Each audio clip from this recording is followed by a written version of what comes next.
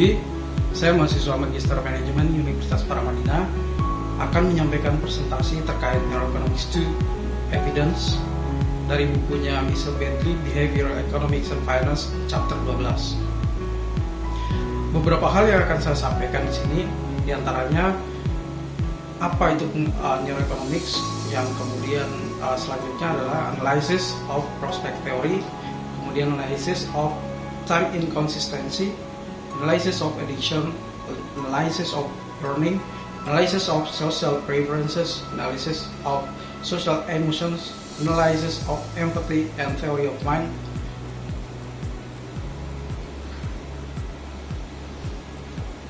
Neuroeconomics. Bagaimana ahli neuroekonomi atau neuroscientist menggunakan alat neuroscience untuk mengeksplorasi terkait apa yang mendorong kita dalam pengambilan keputusan. Neuroekonomi dapat diandalkan untuk mengungkap bagaimana agar kita memproses keputusan yang rumit, terutama ketika kita dihadapkan pada konflik antara pengaruh kognitif dan juga emosional. Neuroeconomics Analysis of Prospect Theory. Dalam studi ini, pandangan dari neuroscience dapat dimasukkan ke dalam analisis untuk meningkatkan pemahaman tentang beberapa karakter pengambilan keputusan berisiko, seperti yang dieksplorasi dalam teori prospek, menggunakan metafora biologis dan juga prinsip fisiologis.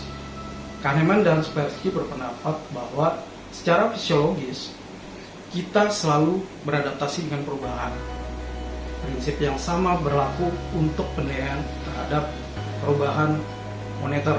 Nilai ekonomi didorong oleh perubahan dengan cara yang sama seperti persepsi dan juga penilaian didorong oleh perubahan.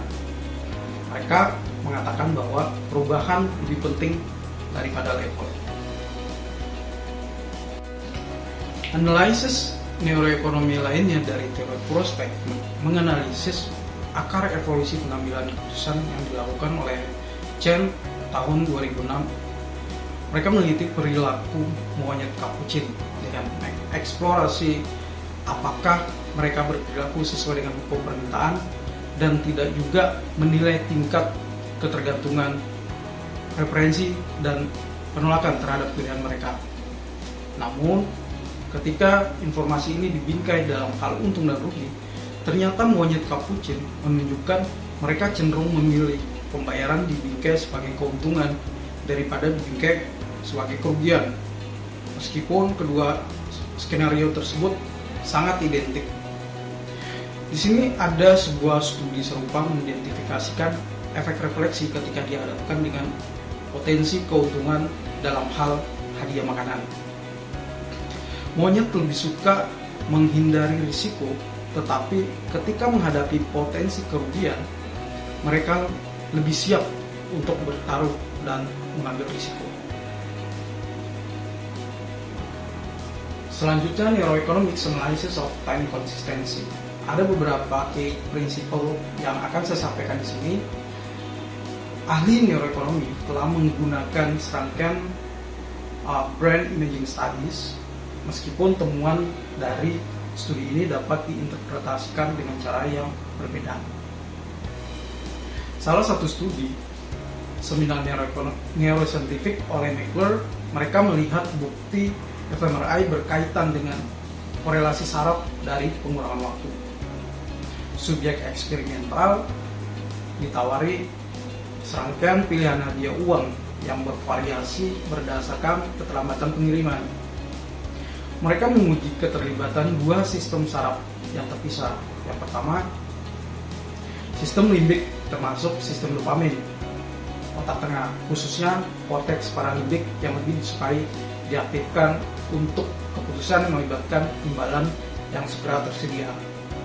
Yang kedua, korteks prefrontal lateral dan korteks parietal posterior diaktifkan untuk semua pilihan antar waktu, terlepas dari penundaan.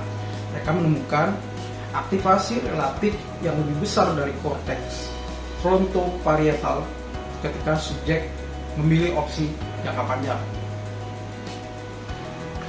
Dalam menyusun analisisnya, mereka menggunakan salah satu fabel atau dongeng Aesop, yaitu kisah semut dan belalang. Semut bekerja keras sepanjang musim panas mengumpulkan makanan untuk musim dingin. Sementara belalang menyanyikan lagu musim panas untuk menghibur dirinya sendiri. Hasil penelitian Meckler menunjukkan bahwa konsumen berperilaku tidak sabar hari ini tetapi bersiap untuk merencanakan masa depan. Jika diberi pilihan antara $10 hari ini dan $11 besok, sebagian besar mereka memilih yang pertama. Tetapi diberi pilihan antara $10 dalam setahun dan $11 dalam setahun ditambah sehari, sebagian besar memilih yang terakhir. Studi lain yang dikemukakan oleh Glimcher dan kawan-kawan, mereka melakukan eksperimen lain untuk menyelidiki lebih lanjut dengan desain yang sama seperti percobaan pertama, namun dengan penundaan front end 60 hari untuk mencegah pengambilan keputusan yang impulsif. Berlawanan dengan Meckler, mereka berpendapat bahwa penelitian mereka tidak mendukung hipotesis bahwa fungsi diskonto adalah produk dari banyak diri di dalam otak manusia.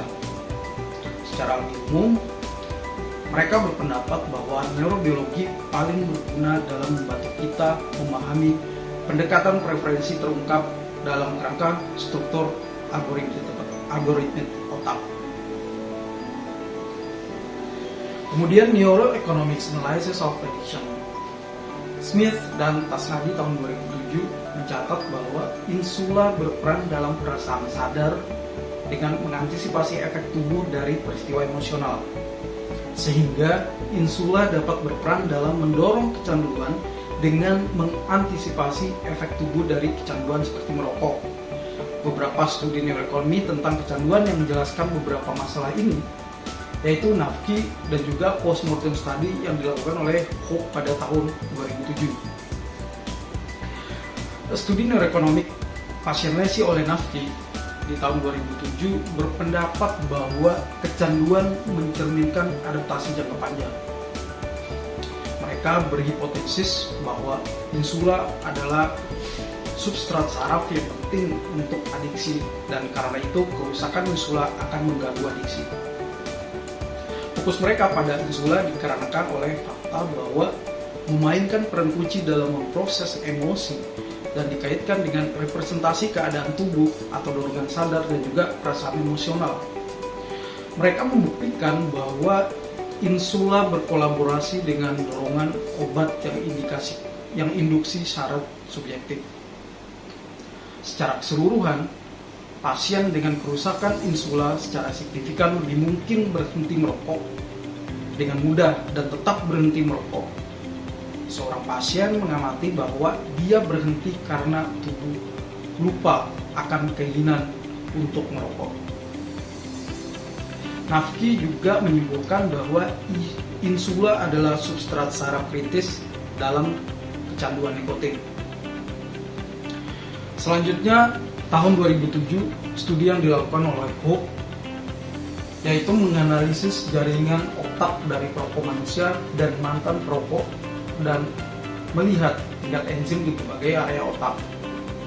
Penelitian mereka menemukan adanya peningkatan kadar nukleus accumbens, yaitu bagian dari striatum ventral dan daerah dopaminergic otak tengah ventral. Dalam penelitian tersebut juga ditemukan tingkat enzim yang lebih tinggi di daerah dopaminergic otak tengah ventral untuk perokok maupun mantan perokok. Hal ini menunjukkan bahwa adaptasi saraf otak yang dipicu oleh merokok dapat bertahan untuk jangka waktu yang lama dan seringnya kambuh pada mantan perokok. Neuroeconomic Analysis of Learning. Di dalam analisis ini berfokus pada mengidentifikasi korelasi saraf dari pemikiran analitis dan menilai sejauh mana area ini terlibat selama pengambilan keputusan dan juga pembelajaran biasa. Terdapat 3 studi untuk mendukung analisis pembelajaran ini, yaitu yang pertama, belief learning, and reinforcement learning. Kemudian yang kedua ada reward learning and reward prediction error, dan yang terakhir adalah observational learning. Belief learning and reinforcement learning dikemukakan oleh beberapa penelitian, yaitu Lawrence mengaitkan pembelajaran fiktif dengan aktivasi di nukleus prekor, yaitu area yang terlibat di dalam pemrosesan hadiah saraf. Kemudian Hampton tahun 2008 mengidentifikasi korelasi saraf penalaran strategis sulcus temporal superior, yaitu area yang terlibat dalam persepsi dan juga emosi. Kemudian Beth and Cameron tahun 2005 menemukan bahwa penelitian strategis yang buruk dikaitkan dengan aktivasi diferensial di insula, yaitu area yang terlibat dalam kesadaran diri serta pemrosesan emosi negatif. Hal ini mungkin mencerminkan fakta bahwa fokus diri merugikan dalam menyusun strategi. Selanjutnya, studi learning and reward prediction error. Schultz tahun 97 melakukan studi kesalahan prediksi hadiah yang dikembangkan dari wawasan psikologis yang sama tentang pembelajaran, penguatan, dan menangkap sifat adaptif dari pembelajaran. Kesimpulan dari Schultz adalah neuron dopamin tidak hanya menyandingkan hadiah, tetapi juga menangkap prediksi tentang kemungkinan waktu dan juga besarnya hadiah.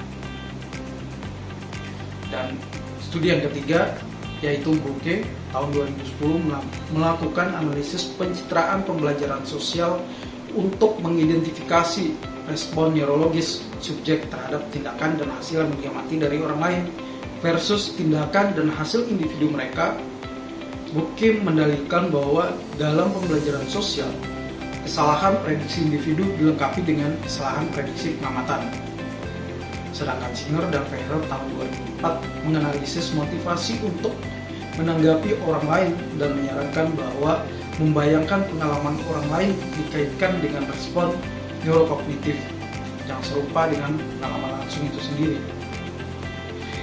Ini menunjukkan bahwa mengungkap beberapa dasar neurokognitif dari perilaku sosial dapat menjelaskan seberapa banyak perilaku penyalinan dan penggembalaan kita didorong oleh proses sosiopsikologis yang lebih impulsif dan juga naluriah. Hal ini dibandingkan dengan mekanisme pembelajaran yang lebih kognitif dan lebih deliberatif, sebagaimana yang dikemukakan oleh Bedley di tahun 2018. Selanjutnya, Neuroeconomic Studies of Social References. Ada sejumlah besar neuroekonomis tentang pengambilan keputusan sosial. Ini mencerminkan pertumbuhan neuroscience sosial, kolaborasi yang semakin sukses antara ahli saraf dan juga ahli ekonomi sosial, dan juga fakta bahwa teori permainan perilaku dapat memberikan konteks eksperimental yang bersih dan juga ketat.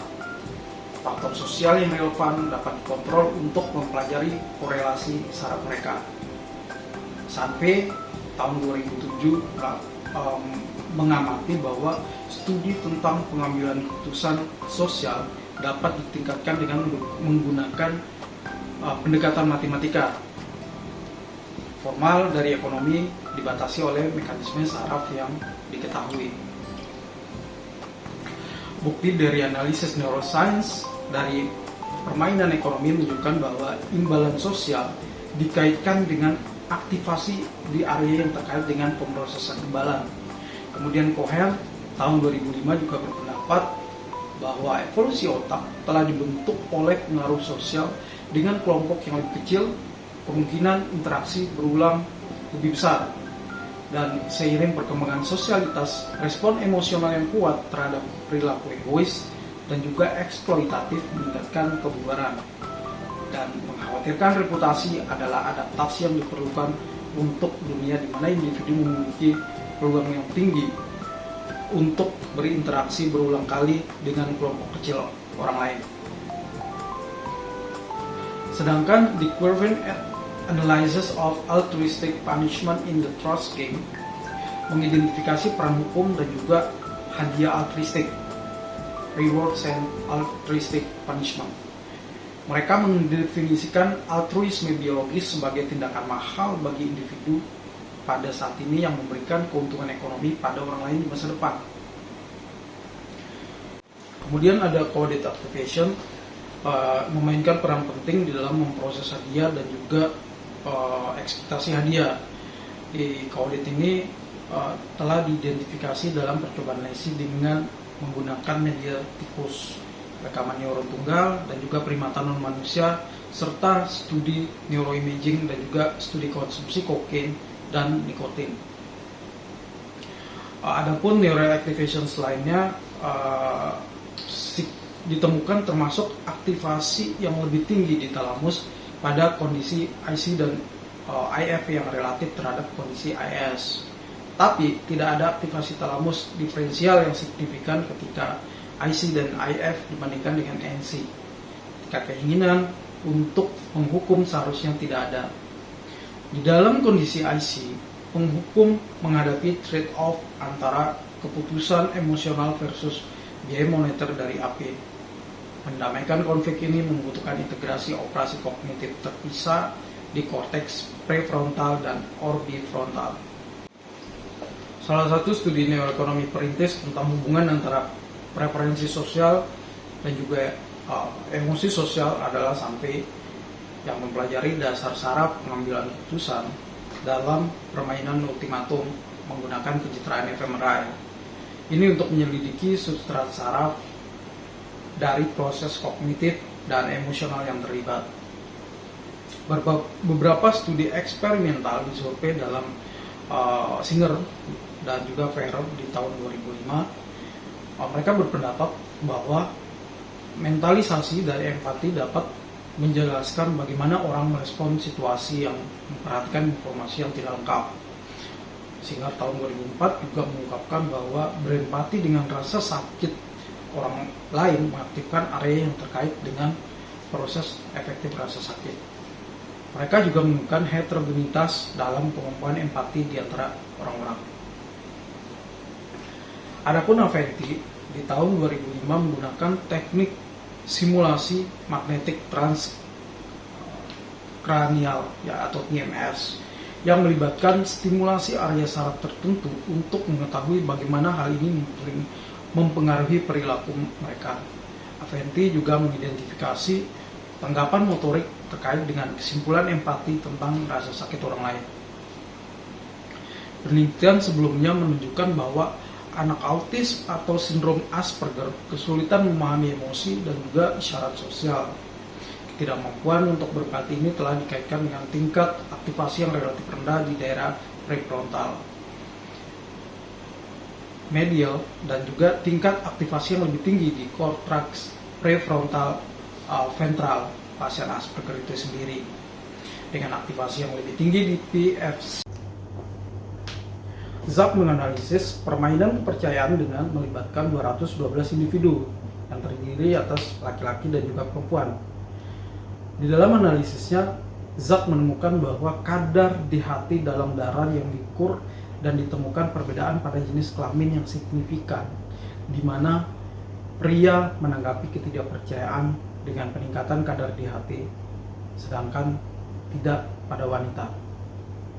Dalam penelitian lain, kadar oksitosin yang lebih tinggi ditemukan selama jejaring sosial online, di mana 5% orang yang tidak melepaskan oksitosin pada rangsangan cenderung kurang percaya. Testosteron juga dapat berperan dalam hukuman altruistik dengan menghambat pelepasan oksitosin. Zak sampai pada kesimpulan bahwa oksitosin adalah hormon morality, dan peran oksitosin telah ditetapkan dengan cara mengukur atau dengan mengelolanya dengan menggunakan semprotan hidung. Neuroscience dapat memberikan analisis kuantitatif yang berguna dalam membatasi fungsi utilitas sosial. Namun, diperlukan lebih banyak penelitian untuk mengkarakterisasi respons emosional, substrat saraf, dan juga konteks sosial. Namun, seperti disebutkan di atas, penting untuk berhati-hati dan menginterpretasikan hasil pencitraan. terutama karena mungkin ada banyak sistem dan proses yang terlibat, bukan hanya wilayah saraf yang dipilih oleh peneliti, dan untuk alasan ini mungkin sulit untuk menentukan atributnya secara tepat, hubungan sebab dan akibat. Kemudian neuroscience studies of empathy and theory of mind. Di sini menekankan aspek lain dari emosi sosial adalah kapasitas untuk empati, dan ini terkait dengan model teori pikiran dan juga mentalitas yang dieksplorasi, di mana juga memperkenalkan struktur neurotomi, neurocermin atau mirror neuron. Ada sejumlah studi neuroekonomi dari neurocermin tersebut, di mana neurocermin terletak di area premotor otak primata. Mereka diaktifkan tanpa kendali sadar dan menghasilkan perilaku imitatif oleh primata. Penemuan human mirror neurons telah memberikan beberapa dukungan ilmiah untuk menjelaskan biologis tentang perilaku imitatif. Hal ini sebagaimana yang dikemukakan oleh Rizali tahun 2002. Bedley pada tahun 2005 berpendapat bahwa aktivitas mirror neuron seperti ini dapat menjelaskan peniruan dan pengembalaan dalam konteks sosial ekonomi. Terdapat bukti bahwa naluri sosialisasi untuk meniru pada manusia sangat berhubungan dengan aktivitas mirror neuron, sebagaimana yang disampaikan oleh Lacobini, Rizalti, dan Craig Kiro di tahun 2005 dan juga di tahun 2004. Studi pencitraan resonansi magnetik fungsional atau fMRI dan juga stimulasi magnetik transkranial atau TMS telah menguji hipotesis tentang teori pikiran dan juga empati. Empati memungkinkan kita untuk memahami dan juga berbagi emosi, dan teori pikiran memungkinkan kita memahami keyakinan dan juga keyakinan orang lain. Ketika subjek eksperimental mengamati pasangannya menerima kejutan listrik yang menyakitkan, respon empati mereka melibatkan sirkuit pemrosesan emosional otomatis seperti insula. Selain itu, respon empati tampaknya dihasilkan dengan membuat representasi keadaan perasaan internal kita sendiri sebagai respons terhadap rasa sakit yang diamati pada orang lain, dan juga heterogenitas dalam aktivasi otak di seluruh subjek berkorelasi kuat dengan heterogenitas dalam respon terhadap kuesioner empati. Dari beberapa analisis dan juga studi yang telah saya sampaikan, dapat disimpulkan beberapa hal terkait neuroekonomi ini. Yang pertama, studi neuroekonomi tentang pengaruh perilaku utama yang dieksplorasi sebelumnya dalam buku ini telah menunjukkan bahwa interaksi nalar dan juga emosi yang kompleks terlibat dalam banyak keputusan dan juga pilihan kita sehari-hari. Kemudian yang kedua, studi neuroekonomi dari teori prospek memverifikasi bahwa pergeseran preferensi risiko dikaitkan dengan pemrosesan saraf di bidang-bidang utama. Kemudian studi neuroekonomi tentang inkonsistensi waktu menunjukkan bahwa ada rasa spesifik di area otak yang terkait dengan dimensi pilihan antara waktu yang impulsif dan juga tidak sabar, serta area yang terpisah yang terkait dengan pendorong pilihan yang lebih berwawasan ke depan dan juga sabar. Kemudian studi neuroekonomi tentang kecanduan mengkonfirmasi hipotesis dari ekonomi perilaku bahwa kecanduan bukanlah hasil dari pertimbangan rasional. Dan yang terakhir, studi neuroekonomi tentang pembelajaran sosial, preferensi sosial, dan juga emosi sosial menunjukkan bahwa interaksi kompleks pengambilan keputusan sistem dan 1 dan juga sistem 2 mendasari keputusan sosial kita mungkin mencerminkan pengaruh berbagai area otak yang telah berkembang pada berbagai tahap evolusi manusia. Terima kasih. Demikian presentasi dari saya terkait Behavioral Economics and Finance, khususnya Neuroeconomics. Semoga apa yang telah saya sampaikan bisa sedikit memberikan manfaat bagi teman-teman. Terima kasih.